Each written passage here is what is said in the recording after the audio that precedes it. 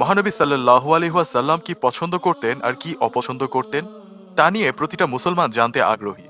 আজকে রাসূল সাল্লাল্লাহু আলাইহি ওয়াসাল্লামের প্রিয় রং নিয়ে আলোচনা করা হবে। আমাদের নবী করিম সাল্লাল্লাহু আলাইহি ওয়াসাল্লাম অত্যন্ত রং সচেতন ছিলেন। রাসূল সাল্লাল্লাহু আলাইহি ওয়াসাল্লামের জীবনে অনুপম চরিত্র মাধুরীর উপর যুগে যুগে বহু গ্রন্থ লেখা হয়েছে। হযরত আবু হুযায়ফা রাদিয়াল্লাহু আনহু থেকে বর্ণিত, তিনি বলেন, একবার নবী সাল্লাল্লাহু আলাইহি ওয়াসাল্লাম বাইরে বের হলে তার গায়ে লাল ডোরা বিশিষ্ট পোশাক ছিল এবং তা তার পায়ের নলা পর্যন্ত উঠানো ছিল। যে পোশাক পরিধান করে রাসূল সাল্লাল্লাহু আলাইহি ওয়াসাল্লাম বহিরাগত প্রতিনিধিদের সাথে দেখা করতেন তা ছিল একখানা সবুজ চাদর ও জুব্বা। চাদরখানার দৈর্ঘ্য ছিল 4 হাত এবং প্রস্থ ছিল 2 হাত এবং 1 বিঘত। একবার নবী সাল্লাল্লাহু আলাইহি ওয়াসাল্লাম কালো রঙের ডোরা বিশিষ্ট চাদর পরিধান করলেন। চিন্তা করেন, চাঁদের চেয়েও সুন্দর আমাদের রাসূল সাল্লাল্লাহু আলাইহি ওয়াসাল্লামের গায়ে কালো রঙের একটি চাদর কেমন সুন্দর না মানাবে। তাকে দেখে হযরত আয়েশা রাদিয়াল্লাহু আনহা বললেন, আপনার গায়ে এই কালো চাদরখানা কি সুন্দরই না মানিয়েছে। আপনার দেহের লাল সাদা মিশ্রিত রং চাদরের কালো রংকে অধিক ফুটিয়ে তুলছে এবং কালো রং আপনার শরীরে লাল সাদা মিশ্রিত বর্ণকে আরো দীপ্তিময় করে তুলেছে। সুবহানাল্লাহ।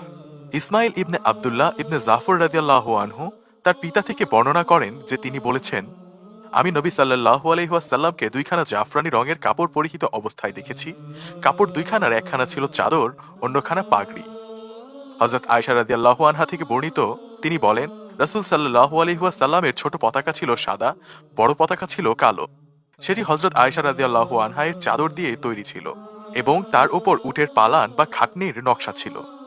এসব হাদিস থেকে একটা বিষয় খুবই পরিষ্কার, রাসূল সাল্লাল্লাহু আলাইহি ওয়াসাল্লাম খুবই রং সচেতন ছিলেন।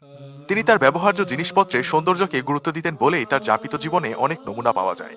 মানুষের একঘেয়েমি জীবনে বিচিত্রতার জন্য অবশ্যই রঙের বাহারি ব্যবহারের প্রয়োজন রয়েছে, আর রং হলো মানুষের দর্শন সংক্রান্ত একটি চিরন্তন ধর্ম। এই কথা আজ সর্বজনীন স্বীকৃত। আখির নবী সাল্লাল্লাহু আলাইহি ওয়াসাল্লাম বিশ্বের সর্বশ্রেষ্ঠ মানব। মহান আল্লাহ রাব্বুল আলামিন মহানবী সাল্লাল্লাহু আলাইহি ওয়াসাল্লামকে উসওয়াতু হাসানা বা সুন্দরতম আদর্শ হিসেবেই পৃথিবীতে প্রেরণ করেছেন। তিনি তার চরিত্র, আচার আচরণ ও সব কর্মকাণ্ডের মধ্য দিয়ে তার প্রমাণই দিয়েছেন। সাহাবায়ে কিরাম প্রিয় নবী সাল্লাল্লাহু আলাইহি ওয়াসাল্লামের সব সুন্দরতম আচার আচরণ, স্বভাব চরিত্র ও রীতিনীতি যথাযথভাবে বিশ্বস্ততার মাধ্যমে পরবর্তীদের কাছে পৌঁছে দিয়েছেন।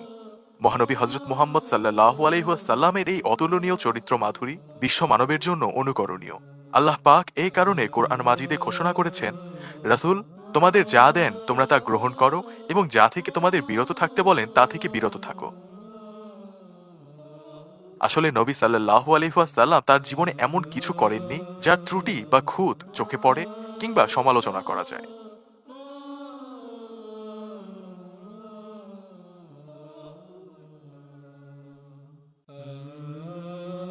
আমাদের ভিডিওগুলো ভালো লাগলে আমাদের ইসলামিক স্টোরি পেজ লাইক দিতে পারেন এবং আমাদের YouTube channel Islamic story subscribe করতে পারেন।